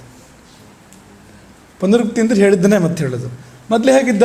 ಚೆಂದ ಇದ್ದ. ಈಗ ಹೇಗಿದ್ದಾನೆ? ಚೆಂದ ಇದ್ದಾನೆ. ಆಭರಣಗಳನ್ನು ಹಾಕಿದರೂ ಚೆಂದ, ಹಾಕದಿದ್ದರೂ ಕೂಡ ಚೆಂದ. ಅದು ರಾಮ. ಆದರೆ ನಾವು ಇವು ಪ್ರಪಂಚ ಹೇಗಿದೆ ಅಂದರೆ ಅದೆಲ್ಲ ಹಾಕಿದರೆ ಮಾತ್ರ ಚೆಂದ. ಆದರೆ ರಾಮನೆಂಬವನು, ಸೀತೆ ಎಂಬವಳು ಹಾಗಲ್ಲ. ಅದು ಅಕೃತ್ರಿಮವಾದ ಸಹಜವಾದ ಸೌಂದರ್ಯ ಅಂತ. ಧೃತಿಮಾನ್, ಧೃತಿ ಇದೆ ರಾಮನಿಗೆ. ಇದು ಬಂದಿದೆ ಅಲ್ವ? ಮೊದಲು ಬಂದಿದೆಯಾ? ನೆನಪು ಮಾಡ್ಕೊಳ್ಳಿ. ಧೃತಿ ಅಂದರೆ ಏನು? ನಿಮಗೊಂದು ಉದಾಹರಣೆ ಕೊಡ್ತೀವಿ ಅರ್ಥ ಮಾಡಿಸೋದಕ್ಕೆ. ಚಂಡಮಾರುತ ಬೀಸಿದರೆ ಮರಗಳು ಬುಡ ಮೇಲಾಗ್ತವೆ ಅಲ್ವಾ? ಪರ್ವತ, ಅದೇ ಧೃತಿ ಅಂದರೆ. ಭೂಕಂಪವಾದಾಗ ಸಣ್ಣಪುಟ್ಟ ಪರ್ವತಗಳು ಅಲ್ಲಾಡ್ಬೋದು. ಹಿಮಾಲಯ, ಅದೇ ಧೃತಿ ಅಂದರೆ. ಅದೇ ಧೃತಿ ಅಂದರೆ ಪ್ರತಿಕೂಲತೆಗಳು ಬಂದಾಗ, ಬದುಕಿನ ಮೇಲೆ ಪ್ರಹಾರಗಳು, ಏಟಗಳು ಬಿದ್ದಾಗ ಒಲ್ಲಾಡದೇ ಇರುವಂಥದ್ದು ಅಂತ. ಆ ಪ್ರಹಾರಗಳನ್ನು ತಡ್ಕೊಳ್ಳುವ ಶಕ್ತಿ, ಪ್ರತಿಕೂಲಗಳನ್ನು ತಡ್ಕೊಳ್ಳುವ ಶಕ್ತಿ. ನೆಗೆಟಿವ್ಸ್ ಬರುತ್ತಲ್ವ ಲೈಫಲ್ಲಿ, ಬಂತಲ್ವ ರಾಮನ ಜೀವನದಲ್ಲಿ ಏನೆಲ್ಲ ಬಂತು, ಎಷ್ಟೆಲ್ಲ ಬಂತು. ಆದರೆ ಅದನ್ನು ತಡ್ಕೊಳ್ಳೋ ಶಕ್ತಿ ಇದೆಯಲ್ಲ, ಅಲ್ಲಾಡದೆ ತಡ್ಕೊಳ್ಳೋ ಶಕ್ತಿ. ರಾಮನ ಮೇಲೆ ಬ್ರಹ್ಮಾಸ್ತ್ರ ಪ್ರಯೋಗ ಆಗಲಿ, ಅಲ್ಲಾಡುವವನಲ್ಲ ಅಂತ. ಅದು ಧೃತಿ ಅಂದರೆ ಅಂತ. ಬೇಕೋ ಬೇಡವೋ ಇದು? ಸ್ವಲ್ಪ ಕೇಳಿ ರಾಮನ ಕೇಳಿ, ನಮಗೂ ಒಂದು ಸ್ವಲ್ಪ ಕೊಡು ಅಂತ ಕೇಳಿ. ನಿನ್ನ ಹತ್ರ ತುಂಬ ಇದೆಯಂತೆ, ಬೇಕಾದಷ್ಟು ಇದೆಯಂತೆ, ಸ್ವಲ್ಪ ನಮಗೂ ಕೊಡಬೇಡವಾ ಅಂತ ಕೇಳಿ. ಕೊಟ್ಟರೆ ನಿಮ್ಗೆ ಯೋಗ. ಆ ಧೃತಿ ನಿಮಗೆ ಬಂದರೆ ನೀವು ಜೀವನದಲ್ಲಿ ಯಾವುದಕ್ಕೂ ಭಯಪಡೋದಿಲ್ಲ. ಎಂಥ ಕಷ್ಟ ಬರಲಿ, ಎಂಥ ನೋವು ಬರಲಿ, ಎಂಥ ಸಮಸ್ಯೆ ಬರಲಿ, ಅಲ್ಲಾಡೋದಿಲ್ಲ ಅಂತ. ಅದೇ ಧೃತಿ ಅಂದರೆ ಅಂತ. ವಿಕಾರಕ್ಕೆ ಕಾರಣವಾಗುವ ಸಂಗತಿಗಳಿದ್ದರೂ ಕೂಡ ವಿಕಾರವಾಗದೇ ಇದ್ದರೆ, ಮನಸ್ಸು ವಿಕಾರ ಆಗೋದಕ್ಕೆ, ವಿಚಲಿತವಾಗೋದಕ್ಕೆ ಕಾರಣವಾಗುವ ಸನ್ನಿವೇಶಗಳಿದೆ, ಆದರೆ ವಿಚಲಿತ ಆಗೋದಿಲ್ಲ. ಅದೇ ಧೃತಿ ಅಂದರೆ. ಶಿವನ ಮುಂದೆ ಪಾರ್ವತಿ ಇದ್ದರೂ ಕೂಡ, ಮನ್ಮಥ ಪಂಚಬಾಣಗಳನ್ನು ಪ್ರಯೋಗ ಮಾಡಿದರೂ ಕೂಡ ಶಿವ ವಿಚಲಿತನಾಗಲಿಲ್ವಂತೆ. ಧೃತಿ ಇದು. ಅದಕ್ಕೆ ಧೃತಿ ಅಂತ ಹೆಸರು ಅಂತ. ಏನು ವಿಚಲಿತನಾಗಲಿಲ್ಲ. ಬದಲಿಗೆ ಹಣೆಗಳನ್ನು ತೆರೆದು ಮನ್ಮಥನನ್ನು ಸುಟ್ಟ ಅಲ್ವಾ? ಧೃತಿ ಅದು. ವಶಿ, ವಶಿ ಅಂದ್ರೆ ಏನು? ವಶದಲ್ಲಿಟ್ಕೊಳ್ಳೋದು. ಏನನ್ನು? ಹೌದು. ರಾಮನು ಪರಮಾತ್ಮ ಅಂತ ತಗೊಂಡ್ರೆ ಜಗತ್ತೇ ಅವನ ವಶದಲ್ಲಿದೆ. ರಾಮನ ಮನುಷ್ಯ ಅಂತ ತಗೊಂಡ್ರೆ ಅವನ ಮನಸ್ಸು ಅವನ ವಶದಲ್ಲಿದೆ, ಅವನ ಶರೀರ ಅವನ ವಶದಲ್ಲಿದೆ, ಅವನ ಕಣ್ಣು, ಕೈಗಾಲುಗಳು, ಇಂದ್ರಿಯಗಳು ಅವನ ವಶದಲ್ಲಿದ್ದಾವೆ. ವಶಿ. ವಶಿಷ್ಠ ಕೇಳಿಲ್ವಾ? ಏನಾಗಂದರೆ ಈ ವಶಿಗಳ ಪೈಕಿಯಲ್ಲಿ ಶ್ರೇಷ್ಠ ಅಂತ. ಅವ್ರ ಮನಸ್ಸು, ಅವ್ರ ಇಂದ್ರಿಯ, ಅವರ ದೇಹ ಅವರ ಕೈಲಿದೆ. ಅವ್ರು ಹೇಳ್ದಾಗ ಕೇಳುತ್ತೆ ಅದು. ನಮಗೇನಾಗುತ್ತೆ? ಅದು ಹೇಳ್ದಂಗೆ ಕೇಳಲ್ಲ. ಅದು ನಾಲ್ಗೆ ಇದು ಬೇಕು, ಅದು ಬೇಕು ಅನ್ನತ್ತೆ. ಅಲ್ಲಿ ಐಸ್ ಕ್ರೀಮ್ ಬೇಕು ಅಂತ ನಾಲ್ಗೆ ಹೇಳ್ತಿರಾಗ ಓಡ್ತೀವಿ ನಾವು ಐಸ್ ಕ್ರೀಮ್ ಅಂಗಡಿಗೆ. ನಿಲ್ಲು ಅಂದರೂ ಕೇಳುತ್ತೆ ಅದು. ಕಣ್ಣು ಸಿನಿಮಾ ನೋಡಬೇಕು ಅಂತ ಹೇಳುತ್ತೆ. ಉದಾಹರಣೆ ಹೇಳಿದ್ದು ನಾನು ನಿಮಗೆ. ಬುದ್ಧಿ ಓದು ಅಂತ ಹೇಳ್ತಾ ಇರುತ್ತೆ, ಕಣ್ಣು ಸೀರಿಯಲ್ ನೋಡು, ಸಿನಿಮಾ ನೋಡು ಅಂತ ಹೇಳುತ್ತೆ. ಯಾವ ಕಡೆ ಹೋಗ್ತೀರಿ ನೀವು? ವಶದಲ್ಲಿ ಇಲ್ಲದೆ ಇದ್ದರೆ, ನಿಮ್ಮ ಕಣ್ಣು ನಿಮ್ಮ ವಶದಲ್ಲಿ ಇಲ್ಲದೆ ಇದ್ದರೆ ಆ ಕಡೆ ಹೋಗಿರ್ತೀರಿ ಅಂತ.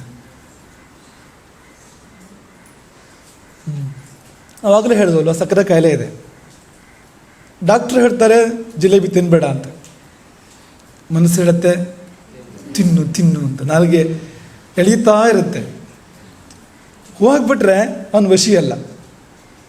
ಇಲ್ಲ ಬೇಡ, ನಾನು ತಿನ್ನಬಾರ್ದು, ಇದು ನಂಗೆ ಒಳ್ಳೆಯದಲ್ಲ ಅಂತ ಡಿಸಿಷನ್ ತಗೊಂಡು ತೀರ್ಮಾನ ಮಾಡಿ ಹೋಗದೇ ಇದ್ದರೆ ಅವನು ವಶಿ.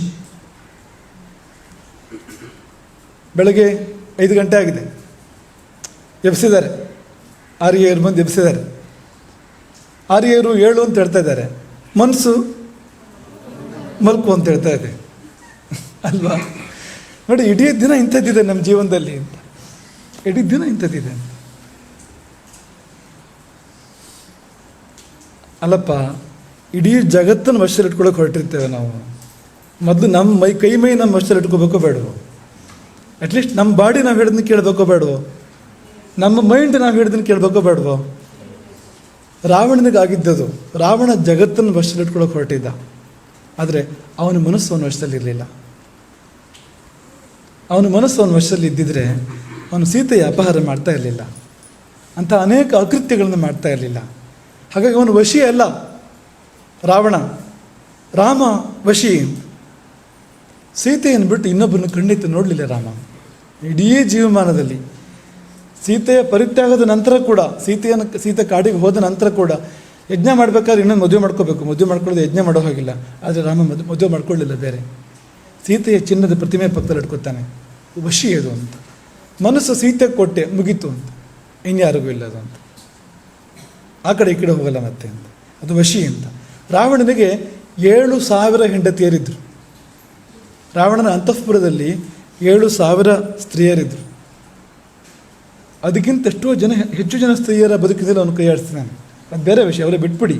ಲಂಕೆಯಲ್ಲಿ ಅವನ ಅಂತಃಪುರದಲ್ಲಿ ಇದ್ದವರು 7,000 ಅಂತ. ಇದು ವಶಿ ಅಂತ ಕರಿಬೋದ ರಾವಣನನ್ನು? ರಾಮನನ್ನು ವಶಿ ಅಂತ ಕರಿಬೇಕಾದ್ರೆ ಕಾರಣ ಅದು ಅಂತ. ಅವನ ಮನಸ್ಸು ಅವನ ಕೈಯಲ್ಲಿದೆ, ಅವನ ಇಂದ್ರಿಯಗಳು ಅವನ ಕೈಯಲ್ಲಿದ್ದಾವೆ, ಅವನ ದೇಹ ಅವನ ಕೈಯಲ್ಲಿದೆ. ಏಳೊಂದು ಹೇಳುತ್ತೆ, ಬಾಗೊಂದ್ರೆ ಬಾಗುತ್ತೆ, ಅದು ಎಲ್ಲ ಮಾಡುತ್ತೆ ಅದು. ಎಷ್ಟೋ ಸತಿ ನಮ್ಮ ಕೈ ಮೈಯೇ ನಾವು ಹೇಳಿದ್ದನ್ನು ಕೇಳೋದಿಲ್ಲ ಅಲ್ವಾ? ಅಂಥದ್ದು ಅಂತ. ನಮ್ಮ ದೇಹ ಮನಸ್ಸು ನಮ್ಮ ಕೈಲಿದ್ದಾಗ ನಮ್ಮ ಸುತ್ತಮುತ್ತಲೂ ನಾವು ಹೇಳಿದ್ದನ್ನು ಕೇಳ್ತಾರೆ, ಜಗತ್ತು ನಾವು ಹೇಳಿದ್ದನ್ನು ಕೇಳುತ್ತೆ. ಶಂಕರಾಚಾರ್ಯರು ಅವ್ರು ಹೇಳಿದ್ದನ್ನು ಜಗತ್ತೇ ಕೇಳುತ್ತೆ ಅಂತ. ಯಾಕೆಂದರೆ ಅವರ ವಶದಲ್ಲಿ ಅವರ ಮನಸ್ಸು, ಇಂದ್ರಿಯಗಳು, ಶರೀರ ಇತ್ತು. ನೀವು ಮಾಡಿ ನೋಡಿದ್ದನ್ನು. ಒಂದು ವೇಳೆ ನಿಮಗೆ ನಿಮ್ಮ ಮನಸ್ಸು, ನಿಮ್ಮ ಇಂದ್ರಿಯಗಳು, ನಿಮ್ಮ ಶರೀರವನ್ನು ಸ್ವಾಧೀನದಲ್ಲಿ ಇಟ್ಕೊಳ್ಳೋಕೆ ಸಾಧ್ಯ ಆದರೆ ಮತ್ತೆಲ್ಲ ನೀವು ಹೇಳಿದ್ದನ್ನು ಕೇಳೋಕ್ಕೆ ಶುರು ಮಾಡ್ತಾರೆ. ಈ ಜಗತ್ತು ನೀವು ಹೇಳಿದ್ದನ್ನು ಕೇಳುತ್ತೆ. ಹಾಗಾಗಿ ಜಗತ್ತನ್ನು ಗೆಲ್ಲೋಕ್ಕೆ ಹೋಗೋಕ್ಕಿಂತ ಮೊದಲು ನಿನ್ನ ಮನಸ್ಸನ್ನು ಗೆಲ್ಲು, ನಿನ್ನ ಇಂದ್ರಿಯಗಳನ್ನು ಗೆಲ್ಲು, ನಿನ್ನ ಶರೀರವನ್ನು ಗೆಲ್ಲು. ವಶಿ. ಬುದ್ಧಿಮಾನ್. ಮುಂದೆ ಸಂತೋಷ. ಬುದ್ಧಿಮಾನ್ ಅಂದರೆ ಏನು?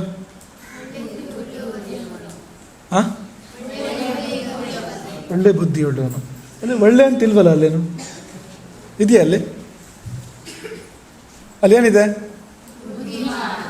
ಒಳ್ಳೆ ಬುದ್ಧಿಮಾನ್ ಅಂತಿದೆಯಾ? ಸುಮ್ಮನೆ ಬುದ್ಧಿಮಾನ್ ಅಂತಿದೆಯಲ್ಲ. ಬುದ್ಧಿ ಎಲ್ಲರಿಗೂ ಇರೋದಿಲ್ವಾ? ಕಡಿಮೆ ಇರ್ಬೋದು, ಕೆಟ್ಟ ಬುದ್ಧಿ ಇರ್ಬೋದು. ಬುದ್ಧಿ ಇರುತ್ತೆ ಇಲ್ವಾ ಎಲ್ಲರಿಗೂ? ಮತ್ತು ಬುದ್ಧಿಮಾನ್ ಅಂದರೆ ಏನು ವಿಶೇಷ?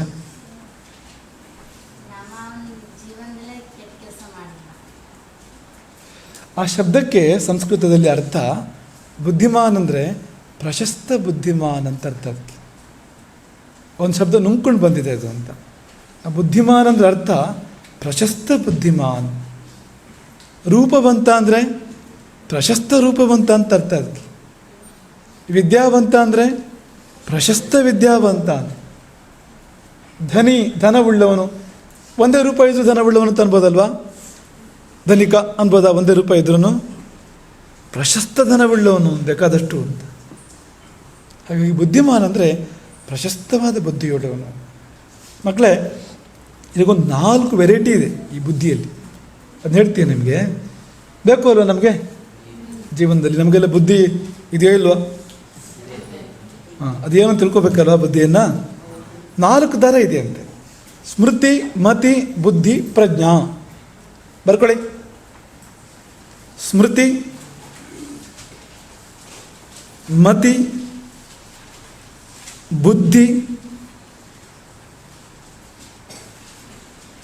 ಏನು ಹೇಳಿ? ಪ್ರಜ್ಞಾ. 4 ಹೇಳಿ. 1ನೇದು ಯಾವುದು? 3ನೇದು? 4ನೇದು? 2ನೇದು? 3ನೇದು? 1ನೇದು? ಕೊನೆಯದು? ಅರ್ಥ ಹೇಳ್ತೀವಿ ಈಗ. ಸ್ಮೃತಿ ಅಂದರೆ ನಿಮ್ಗೆ ಅರ್ಥ ಗೊತ್ತು. ಹಿಂದೆ ಆಗಿದ್ದನ್ನು ನೆನಪು ಮಾಡ್ಕೊಳ್ಳೋಂಥ ಮನಸ್ಸಿದೆಯಲ್ಲ, ಅದನ್ನು ಸ್ಮೃತಿ ಅಂತ ಕರೀತಾರೆ. ಇವತ್ತಿನ ವಿಷಯ ಅಲ್ಲ, ಹಳೆ ವಿಷಯ. ಅದನ್ನು ನಾವು ರಿಫ್ರೆಶ್ ಮಾಡ್ಕೋತಾ ಇದ್ದೀವಿ, ರಿನ್ಯೂ ಮಾಡ್ಕೋತಾ ಇದ್ದೀವಿ. ಹಿಂದಾಗಿರೋದು ನಮ್ಮ ಮನಸ್ಸಿಗೆ ಬರ್ತಾ ಇದೆ ಮತ್ತೆ, ಅದು ಸ್ಮೃತಿ. ಸ್ಮೃತಿ ಎಂಬುದು ಭೂತಕಾಲದ ವಿಷಯ. ಮತಿ ಅಂದರೆ ಭವಿಷ್ಯತ್ ಕಾಲದ ವಿಷಯ. ಮುಂದೆ ನಾನು ಹೀಗೆ ಮಾಡಬೇಕು, ಹೀಗೆ ಮಾಡ್ತೇನೆ ಅಂತ ಅನ್ಕೋತೀವಲ್ಲ, ಅದು ಮತಿ. ಏನು ಹೇಳಿ? ಸ್ಮೃತಿ ಭೂತಕಾಲದ ವಿಷಯ, ಮತಿ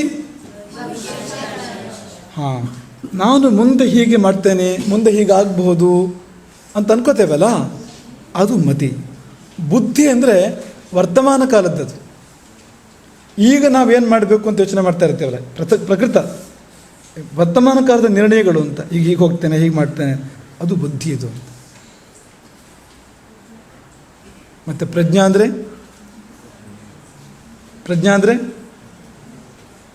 ಅಂದರೆ ತ್ರೈಕಾಲಿಕ ಅಂತ, ಮೂರೂ ಕಾಲಕ್ಕೂ ಸೇರಿಡ್ತಕ್ಕಂಥದ್ದು ಅಂತ. ಹಿಂದೆ, ಇಂದು, ಮುಂದೆ ಮೂರಕ್ಕೂ ಸಲ್ಲುವಂತೆ ನಮ್ಮ ಮನಸ್ಸಿಗೆ ಯೋಚನೆ ಮಾಡೋಕ್ಕೆ ಬರೋದಾದರೆ ಅದು ಪ್ರಜ್ಞಾ. ಅದು ಉಳ್ಳವನು ಪ್ರಾಜ್ಞ. ಯಾರು ತ್ರೈಕಾಲಿಕ ಜ್ಞಾನವುಳ್ಳವನು, ಹಿಂದೇನಾಗಿದೆ, ಈಗ ಏನಾಗ್ತಾ ಇದೆ, ಮುಂದೇನಾಗಬೇಕು, ಈ ಮೂರನ್ನು ಏಕಕಾಲದಲ್ಲಿ ಭಾವಿಸಬಲ್ಲವನು, ಅಂಥ ಒಂದು ಮನಸ್ಸಿದೆಯಲ್ಲ, ಆ ಮನಸ್ಸಿನ ಪ್ರಕ್ರಿಯೆ ಇದೆಯಲ್ಲ, ಅದನ್ನು ಪ್ರಜ್ಞಾ ಅಂತ ಕರೀತಾರೆ. ಸ್ಮೃತಿ ವ್ಯತೀತ ವಿಷಯ, ವ್ಯತೀತ ಅಂದರೆ ಕಳೆದು ಹೋಗಿರೋದು. ಸ್ಮೃತಿ ವ್ಯತೀತ ವಿಷಯ, ಮತಿ ಆಗಾಮಿ ಗೋಚರ, ಆಗಾಮಿ ಅಂದರೆ ಮುಂದೆ ಬರತಕ್ಕಂಥದ್ದು. ಮತಿ ಆಗಾಮಿ ಗೋಚರ, ಬುದ್ಧಿ ತಾತ್ಕಾಲಿಕೀ ಜ್ಞೇಯ, ಆ ಕಾಲದ್ದು, ವರ್ತಮಾನ ಕಾಲದ್ದು. ಬುದ್ಧಿ ತಾತ್ಕಾಲಿಕೀ ಜ್ಞೇಯ, ಪ್ರಜ್ಞಾ ತ್ರೈಕಾಲಿಕೀ ಮತ. ಪ್ರಜ್ಞೆ ಅಂದರೆ ಮೂರೂ ಕಾಲದಲ್ಲಿ, ಹಿಂದೆ, ಇಂದು, ಮುಂದೆ ಮೂರೂ ಕಾಲದ ಜ್ಞಾನ. ತ್ರಿಕಾಲ ಜ್ಞಾನಗಳು ಅಂತ ಕೇಳಿಲ್ವಾ? ಅಂಥದ್ದು. ಹಾಗೆ ಪ್ರಾಜ್ಞಾ ಅಂತ ಅನ್ಸ್ಕೋಬೇಕಾದ್ರೆ ಹಿಂದೆ, ಇಂದು, ಮುಂದೆ ಯಾರು ಮೂರೂ ಬಲ್ಲನೋ ಅವನು ಪ್ರಾಜ್ಞ. ಬುದ್ಧಿಮಾನ್ ಅಂದರೆ ಪ್ರಶಸ್ತವಾದ ಬುದ್ಧಿಯುಳ್ಳವನು, ಎಲ್ಲಿಯೂ ಎಂದೂ ಕೆಡದ ಬುದ್ಧಿ, ದಾರಿ ತಪ್ಪದ ಬುದ್ಧಿ. ವಿಭೀಷಣನ ಸ್ಮರಣೆ ಮಾಡ್ಕೊಳ್ಳಿ. ತಪಸ್ಸು ಮಾಡಿದ ವಿಭೀಷಣ ಏನು ಕೇಳ್ದ? ನನ್ನ ಮನಸ್ಸು ಧರ್ಮವನ್ನು ಬಿಟ್ಟು ಹೋಗೋದಿರಲಿ, ಎಂಥ ಕಷ್ಟದಲ್ಲಿಯೂ ಕೂಡ ಅಂತ ಅವನು ಕೇಳ್ತಾನೆ. ಎಂಥ ಕಷ್ಟದಲ್ಲಿಯೂ ಕೂಡ ನನ್ನ ಮನಸ್ಸು ಧರ್ಮವನ್ನು ಬಿಟ್ಟು ಹೋಗದೇ ಇರಲಿ. 3 ಜನ ಸಹೋದರರು ಒಟ್ಟಿಗೆ ತಪಸ್ಸಿಗೆ ಕೂತಿದ್ದಾರೆ. ಯಾರ್ಯಾರು? ರಾವಣ ಏನು ಕೇಳ್ದ?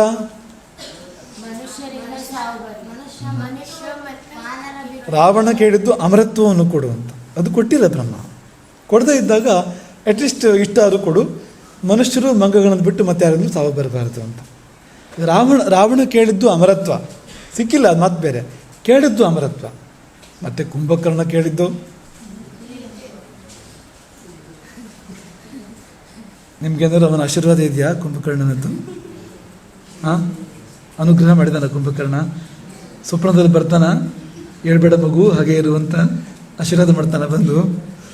ಅವನು ಆಶೀರ್ವಾದ ತಗೋಬೇಡಿ, ಯಾಕೆಂದರೆ ವಿದ್ಯೆ ಎಲ್ಲ ಹಾಳಾಗ್ಬಿಡುತ್ತೆ. ಅವನದು ಪಾಪ ಜೀವನ ಪೂರ್ತಿ ಹಾಳಾಯಿತು ಅದರಿಂದಾಗಿ. ನೋಡಿ, ಒಬ್ಬ ಅಮರತ್ವವನ್ನು ಕೇಳ್ದ, ಇನ್ನೊಬ್ಬ ನಿದ್ದೆಯನ್ನು ಕೇಳ್ದ, ಜಾಡ್ಯವನ ನಿದ್ದೆಯನ್ನು ಕೇಳ್ದ. ವಿಭೀಷಣ ಕೇಳಿದ್ದು ಧರ್ಮದಲ್ಲಿ ಮನಸ್ಸನ್ನು ಕೊಡು, ಅದೇ ಬುದ್ಧಿಮಾನ್. ನನ್ನ ಬುದ್ಧಿ ಧರ್ಮವನ್ನು ಬಿಟ್ಟು ಹೋಗದೇ ಇರಲಿ, ನಾನು ಯಾವತ್ತೂ ತಪ್ಪು ಯೋಚನೆ ಮಾಡಬಾರ್ದು, ತಪ್ಪು ದಾರಿಗೆ ಹೋಗಬಾರ್ದು. ಎಷ್ಟು ಒಳ್ಳೆಯವನು ಅಲ್ವಾ? ನೀವು ಆಲೋಚನೆ ಮಾಡಿ, ನೀವು ಕಷ್ಟಪಟ್ಟು ತಪಸ್ಸು ಮಾಡಿ ದೇವರು ಪ್ರತ್ಯಕ್ಷ ಆದಾಗ ನೀವೇನು ಕೇಳ್ತಾ ಇದ್ರಿ? ವಿಭೀಷಣ ಕೇಳಿದಾಗ ಕೇಳ್ತಾ ಇದ್ರಾ?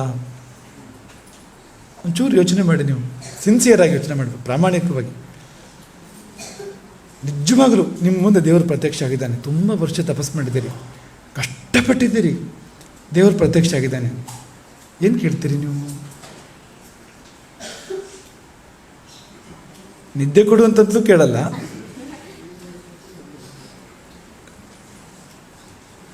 ಆದರೆ ಏನು ಕೇಳ್ತಿದ್ರೆ ಬಿಡ್ತಿದ್ರು? ವಿಭೀಷಣ ಕೇಳಿದ್ದನ್ನು ಕೇಳ್ತಿದ್ರ? ಎಂಥ ಕಷ್ಟದಲ್ಲಿಯೂ ನನ್ನ ಮನಸ್ಸು ಧರ್ಮವನ್ನು ಬಿಟ್ಟು ಹೋಗಬಾರ್ದು ಅಂತ ಕೇಳ್ತಿದ್ರ? ಕೇಳಬೇಕು. ಯಾಕೆ ಕೇಳಬೇಕು ಗೊತ್ತಾ? ಅವನಿಗೆ ಅಮರತ್ವವನ್ನು ಕೊಟ್ಟ ಬ್ರಹ್ಮ. ರಾವಣ ಕೇಳಿದ್ರೂ ಕೊಡಲಿಲ್ಲ, ವಿಭೀಷಣ ಕೇಳದೇ ಇದ್ರೂ ಕೂಡ ತಗೋ ಅಮರತ್ವ ನನಗೆ. ಯಾಕೆಂದರೆ ರಾವಣನಿಗೆ ಅಮರತ್ವವನ್ನು ಕೊಟ್ಟರೆ ಪ್ರಪಂಚಕ್ಕೆ ಕಂಟಕ ಅದು. ಅವನ ಮನಸ್ಸು ಧರ್ಮದಲ್ಲಿಲ್ಲ. ಯಾರ ಮನಸ್ಸು ಧರ್ಮದಲ್ಲಿದೆಯೋ ಅಂಥವನು ಶಾಶ್ವತವಾಗಿ ಉಳಿಬೇಕು ಅಂತ ಸೃಷ್ಟಿಯೂ ಬಯಸುತ್ತೆ, ಸೃಷ್ಟಿಕರ್ತನೂ ಕೂಡ ಬಯಸ್ತಾನೆ. ಬುದ್ಧಿಮಾನ್ ಅಂದರೆ ಅದು. ಇನ್ನೂ ತುಂಬ ಇದೆ. ಮುಂದಿನದ್ದು ಬರ್ತಾ ಬರ್ತಾ ರಾಮನ ದೇಹದ ವರ್ಣನೆ ಕೂಡ ಬರುತ್ತೆ. ತುಂಬ ಚೆನ್ನಾಗಿದೆ ಇದು. ರಾಮನ ಕೊರಳು ಹೇಗಿತ್ತು, ಎದೆ ಹೇಗಿತ್ತು, ಶಿರಸ್ಸು ಹೇಗಿತ್ತು, ಭುಜಗಳು ಹೇಗಿದ್ದು ಎಲ್ಲ ಇದೆ ವರ್ಣನೆ ಮುಂದಕ್ಕೆ. ಹಾಗೆ ಗುಣಗಳದ್ದು ಇದೆ. ಇವೆಲ್ಲ ಈಗ ಬರ್ತಾ ಇರೋವೆಲ್ಲ ಗುಣಗಳು ಅಂತ. ಅಂದರೆ ಅವನ ಮನಸ್ಸು ಹೇಗಿತ್ತು ಅಂತ. ನೀವೇನು ನೋಡ್ತಾ ಇದ್ದೀರಿ ಇಲ್ಲಿವರೆಗೂ, ಅವನ ಬದುಕು ಹೇಗಿತ್ತು, ಮನಸ್ಸು ಹೇಗಿತ್ತು ಅನ್ನೋದನ್ನು ನೋಡ್ತಾ ಇರೋವಂಥದ್ದು ಅಂತ. ಮುಂದಕ್ಕೆ ಅವನ ಆಕೃತಿ ಹೇಗಿತ್ತು, ಕಣ್ಣು ಹೇಗಿತ್ತು, ಮುಖ ಹೇಗಿತ್ತು, ಶರೀರ ಹೇಗಿತ್ತು, ಎಷ್ಟು ಎತ್ತರ ಇದ್ದ ರಾಮ, ಅಳತೆ ಇದೆ ಅಂತ. ಅವನ ಕೈ ಅಳತೆ ಏನು ಅಂತ, ಕೈ ಭುಜದಿಂದ ಬೆರಳು ತುದಿಯವರೆಗೆ ಅಳತೆ ಏನು ಅಂತ ಎಲ್ಲ ಇದೆ ಅಂತ. ಮುಂದಕ್ಕೆ ಅದನ್ನು ನೋಡೋಣ. ತತ್ಕಾಲಕ್ಕೆ ಗುಣಗಳದ್ದು ಬರ್ತಾ ಇದೆ, ಸ್ವಲ್ಪ ಇದೆ, ನಮ್ಮ ಸ್ವಲ್ಪ ಗುಣಗಳದ್ದು. ಅದಾಗಿ ರಾಮನ ದೇಹ ಲಕ್ಷಣಗಳು ಅದನ್ನು ನೋಡೋಣ. ಮಕ್ಕಳೇ, ಖುಷಿಯಾಗತ್ತೆ ನಮಗೆ ಈ ವರ್ಣನೆಗಳು? ನಿಜವಾಗಿ ಹೇಳಬೇಕು ಅಥವಾ ಬೋರ್ ಬರುತ್ತಾ? ಹಳೆಯ ಕಾಲದ ಕಥೆ ಹೇಳ್ತಾರೆ, ಯಾಕೆ ನಮಗಿಂತ ಅನ್ಸುತ್ತಾ? ಮಕ್ಕಳೇ, ನಮ್ಗೆ ಯಾಕೆ ಬೇಕು ಇದಂದರೆ, ರಾಮಾಯಣ ಯಾಕೆ ಓದಬೇಕು ಗೊತ್ತಾ? ಒಂದು ಭಾವಕ್ಕೋಸ್ಕರ ರಾಮಾಯಣ ಓದಬೇಕು. ಯಾವ ಭಾವ ಅಂದರೆ, ರಾಮಾದಿವತ್ ವರ್ತಿತವ್ಯಂ ನತು ರಾವಣಾದಿವತ್. ಬರ್ಕೊಳ್ಳಿ, ರಾಮಾದಿವತ್ ವರ್ತಿತವ್ಯಂ, ರಾಮಾದಿವತ್ ವರ್ತಿತವ್ಯಂ ನತು ರಾವಣಾದಿವತ್ತು. ಅರ್ಥ ಆಗತ್ತಲ್ವಾ? ರಾಮಾದಿವತ್ತು ವರ್ತಿತವ್ಯಂ, ಯಾರಿಗಾರು ಗೊತ್ತಾಗ್ತಿದ್ರೆ ಕೇಳಿ. ನತು ರಾವಣಾದಿವತ್ತು, ಒಂದು ಕಾಮ ಕೊಡಬೇಕು. ರಾಮಾದಿವತ್ತು ವರ್ತಿತವ್ಯಂ ಆದಮೇಲೆ ಒಂದು ಕಾಮ, ಆಮೇಲೆ ನತು ರಾವಣಾದಿವತ್ತು. ಮುಂದಕ್ಕೆ ರಾವಣಾದಿವತ್ತು. ಬರ್ಕೊಂಡ್ರ ಎಲ್ಲರೂ? ಬರ್ದಾಗ್ದವ್ರ ಕೈ ಎತ್ತಿ, ಬರ್ದಾಗ್ದಿರೋ ಕೈ ಎತ್ತಿ. ಮುಂದೂ ಹಾಗೆ ಮಾಡಿದ್ರಿ. ಬರ್ದಾಗ್ದವ್ರ ಕೈ ಎತ್ತಿ. ಇನ್ನೊಂದ್ಸರಿ ಹೇಳ್ಬೇಕಾ? ರಾಮಾದಿವತ್ತು ವರ್ತಿತವ್ಯಂ ನತು ರಾವಣಾದಿವತ್ತು. ಈ ಭಾವ ಬರಬೇಕು ನಮಗೆ ಅಂತ. ಇದರ ಅರ್ಥ ಏನು ಗೊತ್ತಾ? ಹೇಳ್ತೀಯಾ ಅರ್ಥ ಏನಂತ? ರಾಮಾದಿವತ್ತು ವರ್ತಿತವ್ಯಂ ನತು ರಾವಣಾದಿವತ್ತು. ಅರ್ಥ ಹೇಳ್ಬೋದಾ? ಹಾಂ ಹಾಂ, ರಾಮಂತರ ಇರಬೇಕು. ಇನ್ನೊಂಚೂರು ಸೂಕ್ಷ್ಮ ಇದೆ. ರಾಮಾದಿವತ್ತು ವರ್ತಿತವ್ಯಂ ನತು ರಾವಣಾದಿವತ್ತು ಅಂತ.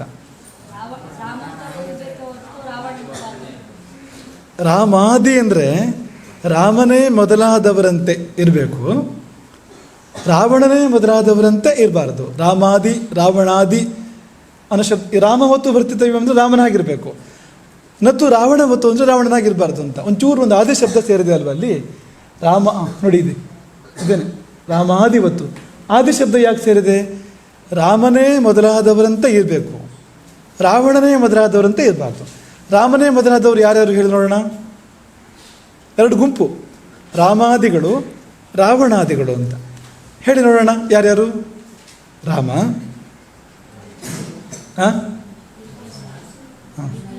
ವಿಭೀಷಣ, ಸುಗ್ರೀವ, ಹನುಮಂತ, ಹಾಂ ಹಾಂ ಹಾಂ, ಕೆಳಗಿಂದ ಬರ್ತಾ ಇದ್ದೀರಿ. ಹಾಂ, ಶತ್ರುಘ್ನ, ಭರತ, ಹಾಂ ಹಾಂ ಹಾಂ, ಸರಿ ಇದೆ ಹೇಳು. ಸೀತೆ, ಗಟ್ಟಿ ಹೇಳು. ಆಮೇಲೆ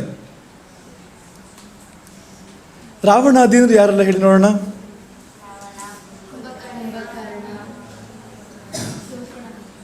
ಶೂರ್ಪಣಖ, ಆಮೇಲೆ ಪ್ರಹಸ್ತ, ಮಾರೀಚ, ವಿರಾಧ, ಕಬಂಧ, ತಾಟಕೆ. ಮಕ್ಕಳೇ, ಎರಡು ಗುಂಪು ಅದು, ಒಳ್ಳೆಯವರು ಮತ್ತು ಕೆಟ್ಟವರು ಅಷ್ಟೇನೆ ಅಂತ. ರಾಮಾಯಣದಲ್ಲಿ ಎರಡು ಥರ ಪಾತ್ರಗಳಿದೆ. ಕೆಲವು ಒಳ್ಳೆ ಪಾತ್ರಗಳು, ಕೆಲವು ಒಳ್ಳೆಯದಲ್ಲದೆ ಇರೋ ಪಾತ್ರಗಳು. ರಾಮ, ಸೀತೆ, ಲಕ್ಷ್ಮಣ, ಭರತ, ಶತ್ರುಘ್ನ, ಆಂಜನೇಯ, ಸುಗ್ರೀವ, ವಿಭೀಷಣ, ಜಾಂಬವಂತ, ಸುಮಂತ್ರ, ದಶರಥ, ಕೌಸಲ್ಯ, ವಸಿಷ್ಠರು ಇವರೆಲ್ಲ ಒಳ್ಳೆಯವರಲ್ವಾ? ಹಾಗೆ ಲಂಕೆಯಲ್ಲೂ ಒಳ್ಳೆಯವರಿದ್ದಾರೆ. ವಿಭೀಷಣ, ಕಿಷ್ಕಿಂಧರು ಕೆಟ್ಟವರಿದ್ದರು. ಕೆಲವು ವಿಷಯದಲ್ಲಿ ಕೆಟ್ಟವನಾಗಿದ್ದ ಅವನು. ಹಾಗೆ ಕೆಟ್ಟ ಪಾತ್ರಗಳು ಅಂದರೆ ರಾವಣ, ಕುಂಭಕರ್ಣ, ಶೂರ್ಪಣಖೆ, ಅಥವಾ ಇನ್ನುಳಿದ ರಾಕ್ಷಸರು ಅನೇಕರು. ಅಯೋಧ್ಯೆಯಲ್ಲೂ ಕೂಡ ಇದ್ದರು. ಮತ್ತೆ ಮಂತರ ಇಲ್ವಾ? ನಾವು ಮಂತರ ಯಾಕೆ ಆಗಬೇಕಾ? ಕೈಕೇಯಿ